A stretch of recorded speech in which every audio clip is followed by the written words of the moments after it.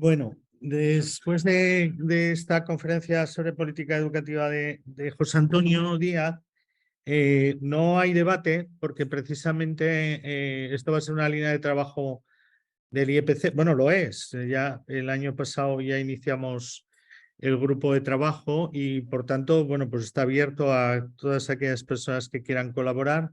El objetivo es hacer la aplicación de los ODS y los derechos humanos a los textos educativos, es decir, hacer los manuales y ponerlos en abierto para todo el profesorado y dar opción, bueno, pues a la interacción en actividades y compartir experiencias. Sin menoscabo, bueno, pues de que si alguien tiene alguna pregunta en concreto, puede pasárnosla y hacérsela llegar a José Antonio y por supuesto, pues será contestada. Sin más, vamos a dar paso a la presentación del libro de Anastasio Vejero, que bueno, es catedrático de la Universidad de Palencia, pero ha sido muchos años profesor de psicología social. A mí me dio clase aquí en Oviedo De psicometría. y de psicometría, De psicometría. y a mí me dio clases, y agradecerle mucho que esté aquí para exponer. Aparte, bueno, él es colaborador del Instituto de Estudios para la Paz y la Cooperación y nos va a ilustrar pues sobre las reflexiones que ha hecho del libro, que está en abierto para aquellos que lo quieran descargar.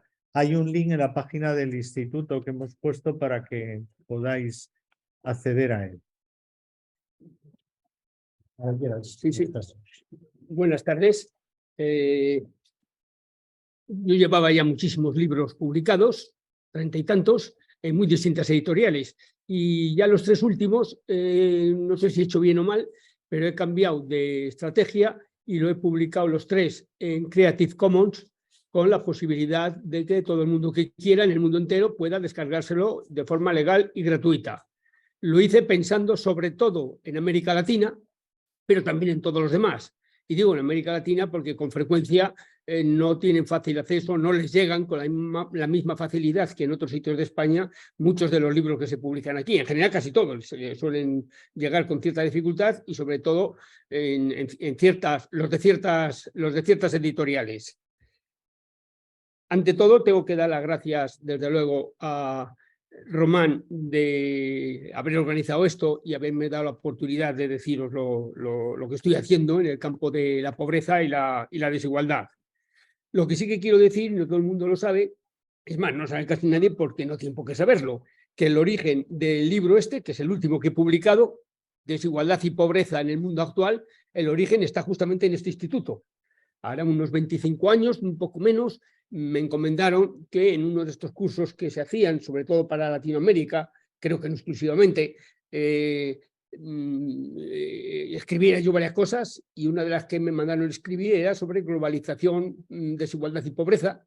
Hice un texto largo, como hubo que renovarlo cada 2 o 3 años, lo iba ampliando y al final se lo di a leer a un amigo mío y dijo, pues me ha resultado interesantísimo, yo que tú lo que hacía era ampliarlo y convertirlo en libro. Me pareció buena idea que no se me había ocurrido antes y no solamente lo amplié, sino que si alguien lee lo primero y lo del instituto y lee el libro, se ve que hay puntos en común y puede haber hasta líneas o algún párrafo íntegro de entonces, pero es otra cosa ya que no solamente fue una ampliación, sino una cosa ya más contundente y bastante diferente. Pero que quede claro que el origen del libro este está justamente aquí en este instituto. Ahora hablo algo de él, pero si alguien desea leerlo, hay dos formas. Una, descargárselo, repito, gratuitamente a través del enlace anastasio.ovejero.net, anastasio.ovejero.net, o comprarlo en papel. Hay gente que por lo que sea prefiere hacerlo en papel. En papel yo renuncié a los derechos de autor y me pasó una cosa muy rara que yo no lo sabía. La forma en que se vendía era a través de ese mismo link, de ese mismo enlace, que en lugar de descargártelo, o además de descargártelo, picas en el sitio donde pone comprar y en no sé cuántos días, sé que en muy poco tiempo, te llega bastante barato, pero con cargo de gastos de envío, te llega a casa. Y después, como sabemos cómo funciona esto, y ahí yo tengo una, no sé si incoherencia, pero desde luego lo que tengo es una gran, muchas dudas, es si meterlo en Amazon o no meterlo. Si lo metes en Amazon, ya sabes que se va a distribuir muy fácilmente, que se vaya a enterar todo el mundo mucho más fácilmente, que si alguien lo compra le va a llegar al día siguiente, muchas ventajas, pero así inconveniente lo sabemos todos también. Sobre todo de cara a, ya no solo, que sí, sobre todo a la pérdida de las librerías tradicionales, que se las va cargando poco a poco, sino también hay claramente un control ideológico, porque a este paso ya casi hemos llegado, o llegaremos a que lo que no está en Amazon casi no existe, y por tanto Amazon puede decir lo que existe y lo que no existe. De hecho, es curioso, yo tengo 3 libros publicados, los 3 los tenéis en ese mismo enlace para descargar los 3, el que quiera. Uno es sobre fracasos, el título, fracaso escolar y reproducción social, por el tema seguro que a muchos de los que están escuchando esto, presentes o no presentes, les puede interesar, por lo menos por el tema, luego el contenido ya habría que verlo. Otro que ya interesará a unos y a otros no de vosotros, que es sobre los traumas psicológicos que permanecen en los descendientes de las víctimas del franquismo, sobre todo nietos. Muchos nietos de las víctimas del franquismo, que hoy día tienen pues mi edad o hasta 20 años menos, más o menos, tienen traumas, duermen mal por las noches, tienen otros traumas y ni se imaginan siquiera que esos traumas psicológicos personales no son tan personales, sino que derivan de lo que les hicieron a sus abuelos. No voy a hablar de esto ni una palabra más porque no es el objetivo de este tema, pero lo que quería decir es que ese libro no aparece en Amazon y los otros sí. No conozco la razón. Si eres mal pensado, puedes imaginarte por qué. Y no siempre que pienses mal aciertas. En este caso no lo sé. Lo que sí que sé, y resulta curioso, que ese no, y los otros sí. Pero cuando metimos nos dijo que no se podía poner ese precio tan barato. Que si queríamos que figurara en Amazon, había que subir el precio. Y entonces ahora cuesta 14 euros, me parece, puesto en casa. El precio es barato, pero lo que yo tenía previsto y puesto era más barato todavía. No obstante, repito, que el que lo quiera leer gratuitamente, lo puede leer gratuitamente, pero en pantalla.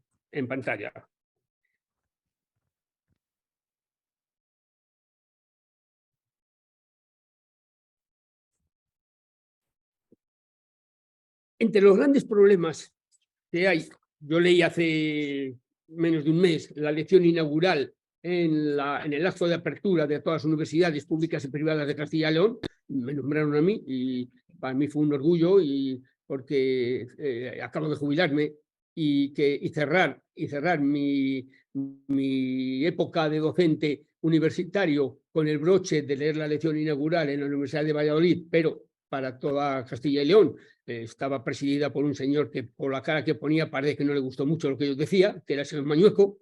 No estaba el vicepresidente, solo el presidente de Castilla y León y todos los rectores de las universidades públicas y privadas de Castilla y León, y hablé de este tema. El título era La cooperación y la solidaridad como instrumentos para combatir los principales problemas que tiene hoy día la humanidad. Y de los 5 problemas, de esos 5 problemas que yo mostraba, el primero evidentemente es, y sigo pensando que es el principal porque es sine qua non, que es la sostenibilidad del planeta. Podemos hablar de pobreza, podemos hablar de desigualdad, podemos hablar de fracaso escolar, podemos hablar de delincuencia, podemos hablar de lo que queramos, pero si hemos dejado ya de existir o vamos a dejar de existir dentro de 2 días, pierde sentido todos los demás debates. Y como decía Chomsky hace poco, o le ponemos remedio muy pronto, o dentro de poco lo que tenemos que hacer es ir despidiéndonos todos unos de otros. No sé si es demasiado pesimista, Chomsky. Por la edad le corresponde ser pesimista, que es algo mayor que yo, claro. Pero yo también soy muy pesimista. Y sabéis que a menudo un pesimista no más que un optimista con buena información. Los 3, entre los 5, entre los 5 problemas, había 2 que sigo pensando que son los 2 principales, 2 de los 5 principales problemas a los que hoy día se enfrenta la humanidad, que son las desigualdades y la pobreza. La pobreza es evidente, tanto entre países ricos y países pobres, como dentro de cada país. Y tanto en los países pobres del tercer mundo, no sé por qué, hace tiempo ya que quedaba muy mal hablar del tercer mundo, había que hablar de países en desarrollo o en vías de desarrollo. Es un eufemismo falso. ¿Cuántos años llevan ya muchos países en vías de desarrollo, siempre en vías de desarrollo, y nunca les dejan desarrollarse? O nunca les dan los medios suficientes para que se desarrollen lo suficiente. Y sobre todo se dijo en una época donde el concepto tercer mundo era un concepto subversivo. Pero tampoco entro por ahí porque no sería el tema de hoy. Lo que sí que ha cambiado en las últimas 4 décadas son 2 cosas. Han aumentado las desigualdades hasta un nivel increíble. ¿Ya lo abrió? Siéntate.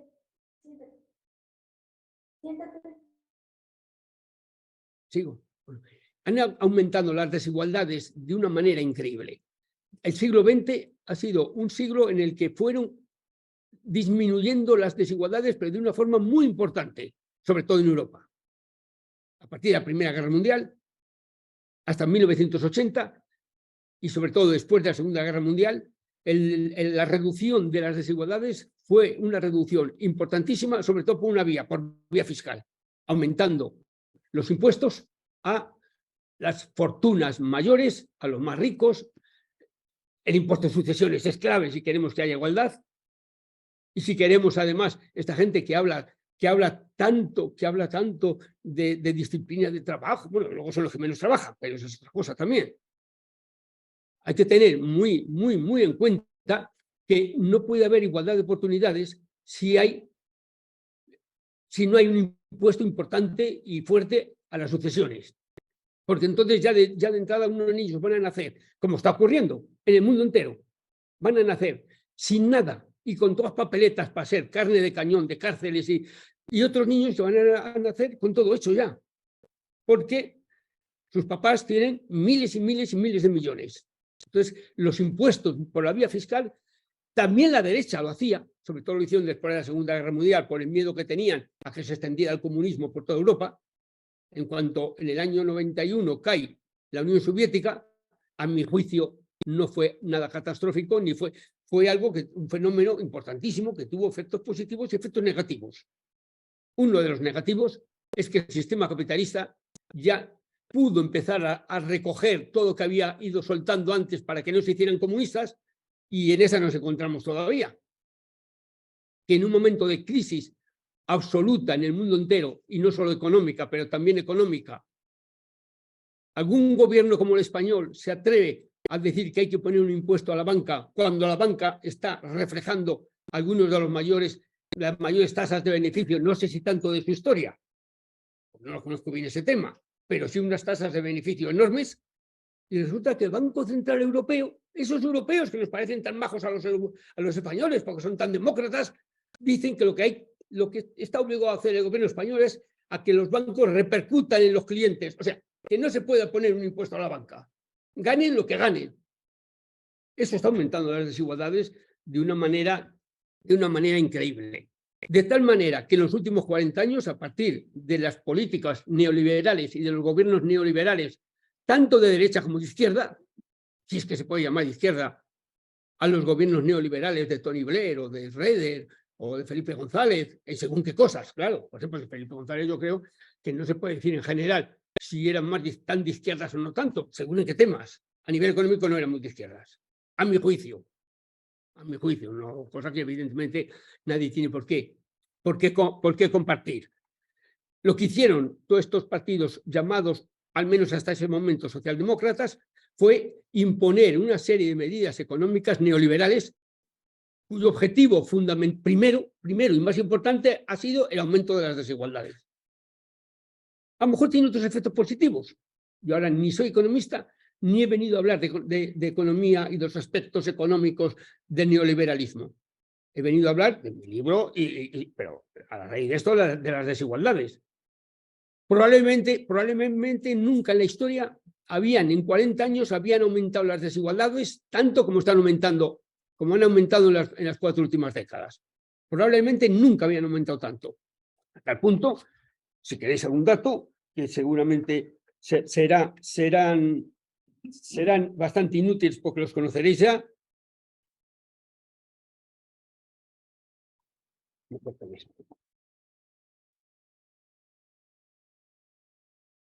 En Europa, que es una de las zonas con menos desigualdad del mundo, porque en Europa hay países como, bueno, es que lo cuentas por ahí, no lo cree la gente. España es el tercer país de Europa, o el segundo, el cuarto, según las clasificaciones, pero más o menos el tercero, con más desigualdades de toda Europa.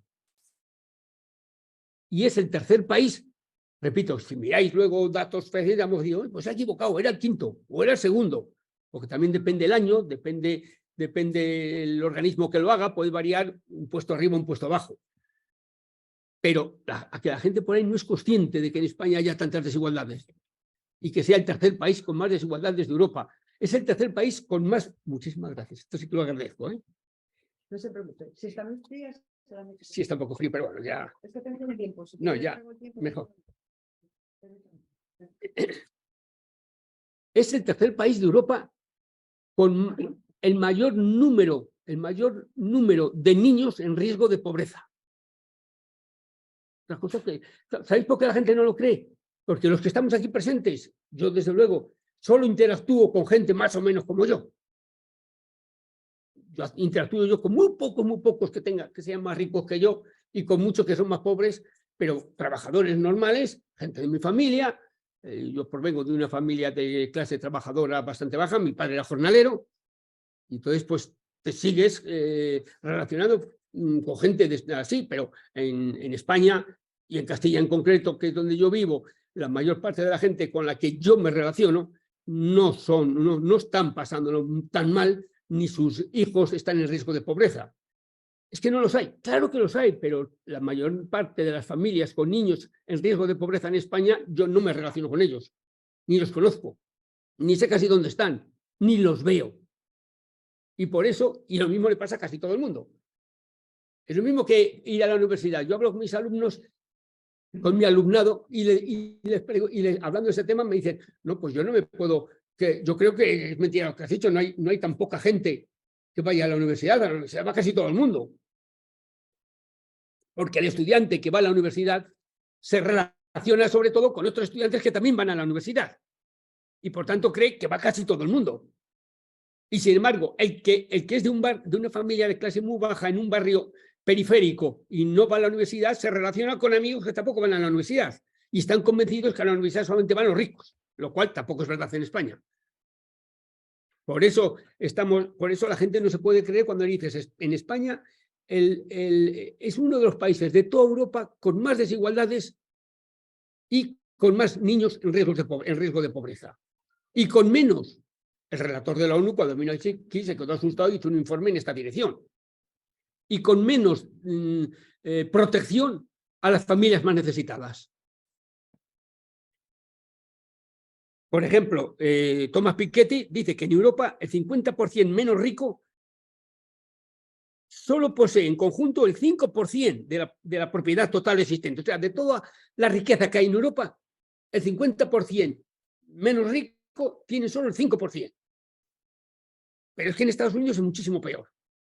Y no digamos ya en el resto, en América del Sur, no digamos en Brasil, donde si la desigualdad era muy grande, uno de los países del mundo con más desigualdad, Brasil, en estos últimos 4 años ha aumentado muchísimo más todavía la desigualdad. Esperemos que en los próximos 4 años se corrija eso, pero yo creo que no va a ser fácil. No va a ser fácil. Veremos todavía si el día 1 de enero toma posesión el señor Lula o no. Yo creo que es perfectamente posible que sí, pero veremos a ver luego qué es lo que puede hacer. Al fin y al cabo, las cámaras, el Parlamento de Brasil está controlado por Bolsonaro, ganó Bolsonaro. Y entonces, claro, aunque es un sistema presidencialista donde el presidente puede hacer en contra del Parlamento más que el presidente español es que sea, no digo el actual, El presidente español puede hacer muy poco si tiene el Parlamento en contra. Casi lo único que puede hacer si tiene el Parlamento en contra es dimitir y convocar otras elecciones. En los sistemas presidencialistas como Brasil o Francia pueden hacer mucho más, pero no mucho más cuando además del Parlamento tiene a todos los poderes económicos en contra, y a la policía y al ejército. Yo tampoco soy muy optimista, aunque estoy encantado con las elecciones, los resultados del domingo. Sin embargo, no soy muy optimista en lo que pueda hacer. Por supuesto, sí soy muy optimista en que haga lo que haga, va a ser mucho mejor que si no hubiera ganado. Muchísimo mejor.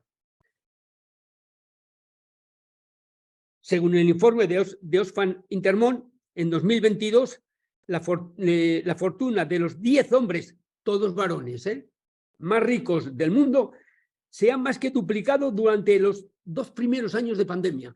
Eso ya es el colmo, ¿no? O como diría el castizo, eso ya es la hostia.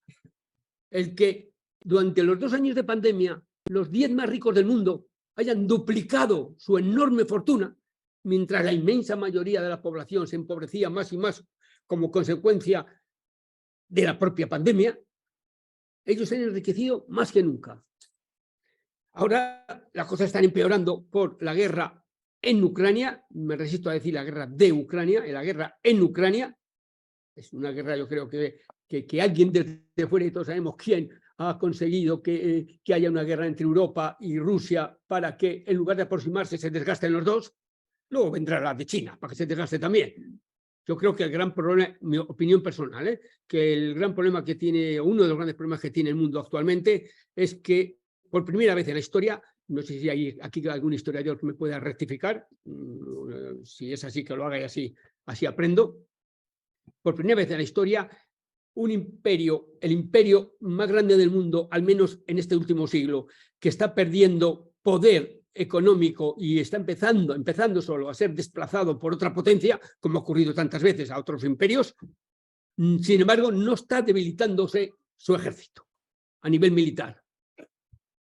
Cuando España empezó a perder colonias, empezó a perder poder su imperio, iba perdiendo a la vez a nivel económico y a nivel militar, porque no tenía dinero para seguir comprando más armas o para pagar más soldados. Ahora Estados Unidos tiene el ejército más poderoso del mundo, con más diferencia que nunca con respecto a los demás, y todo indica que en los próximos años irá siendo superado económicamente por China, pero económicamente nadie va a llegar a su altura en muchos años. Va a permitir, tal vez fuera el imperio que fuera, pero desde luego el Estados Unidos que ahí conocemos, va a permitir que le superen económicamente, que le pongan trabas a su economía, teniendo como tiene el ejército más poderoso del mundo. Lo dejo ahí, pero creo que la respuesta podemos sospecharla todos y no parece que sea muy aliciente. En Estados Unidos, por ejemplo, las 3 personas, solo 3, y los 3 varones más ricas de Estados Unidos tienen tanta riqueza como los 160 millones menos ricos. 3 personas solo, como 160 millones.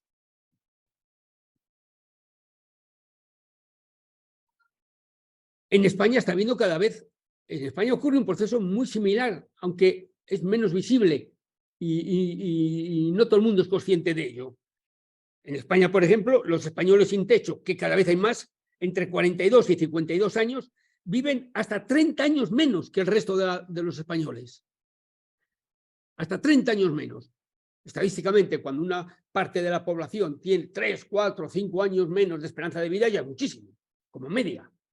Es que son 30 años menos. Termino enseguida, porque lo que quería era presentar el libro, decir, sobre todo quería subrayar una cosa para terminar. La importancia de la desigualdad se observa sobre todo en 2 cuestiones. Por una parte, cómo correlaciona con casi todo lo malo que hay. En los países con más desigualdades hay más delincuencia, hay más fracaso escolar, hay hasta más obesidad, por no seguir diciendo muchas cosas por falta de tiempo. Casi todo malo que se os puede ocurrir aumenta donde hay más desigualdad y disminuye donde hay más igualdad. La esperanza de vida en un país tan pobre como Cuba, no entramos ahora en las razones de por qué es tan pobre, en un país tan pobre como Cuba, la esperanza de vida es superior a la de Estados Unidos. La mortalidad infantil o mortalidad alrededor del parto en Cuba es bastante menor que en Estados Unidos, que es el país más rico del mundo. Tiene mucho que ver con la desigualdad, muchísimo que ver con la desigualdad. Y eso en Cuba, a medida que van entrando más turistas, va aumentando también cada vez más la desigualdad, pero todavía no está a nivel de otros países. Y en segundo lugar, que la desigualdad perjudica a todos, también a los propios ricos. Esto parece una contradicción. Bueno, lo de la obesidad que dije antes, no es que donde hay desigualdad, los más ricos tienen mucho dinero y comen mucho. Los obesos son los pobres. Y alguien dirá, hombre, pero ¿cómo? Si son tan pobres, ¿cómo van a estar obesos? Sí, porque comen muy mal, porque quieren imitar a los ricos, y en lugar de ir a restaurantes caros como van los ricos, van a que pueden, y van a alguno que solamente le dan grasas.